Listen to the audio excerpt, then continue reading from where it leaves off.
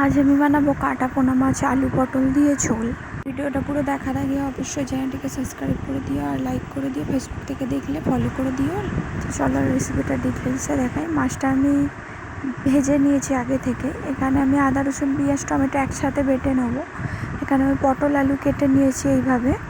এবার আমি পটলগুলো আলুগুলো ভালো করে একটু ভেজে নেবো, কাঁচা গন্ধটা যাতে না বের হয়। তো এখানে আমার ভাজা হয়ে গেছে, পটলটা দেখতে পাচ্ছ। এবার আমি আলুটা ভেজে নেবো। নিয়ে একটা তেজপাতা দিয়ে দিয়েছি আমি। দিয়ে এবার আদা রসুন টমেটো পেঁয়াজের পেস্টটা দিয়ে দিয়েছি। দিয়ে আমি এখানে হলুদ লঙ্কা দিয়ে দিয়েছি, হলুদ লঙ্কা গুঁড়ো জিরে গুঁড়ো দিয়ে দিয়েছি। দিয়ে ভালো করে কষিয়ে নেবো। এবার কষানো হয়ে গেলে আমি এখানে জল দিয়ে দেবো। আমার এখানে জল দেওয়া হয়ে গেছে। দিয়ে আমি মাছগুলোও দিয়ে দিয়েছিলাম, মাছগুলো আর পটলগুলো দিয়ে আমার রান্নাটা এখানে কমপ্লিট হয়ে গেছে। দেখতে পাচ্ছ কত সুন্দর হয়েছে। ভালো লাগলে অবশ্যই চ্যানেলটাকে সাবস্ক্রাইব করো, লাইক করো।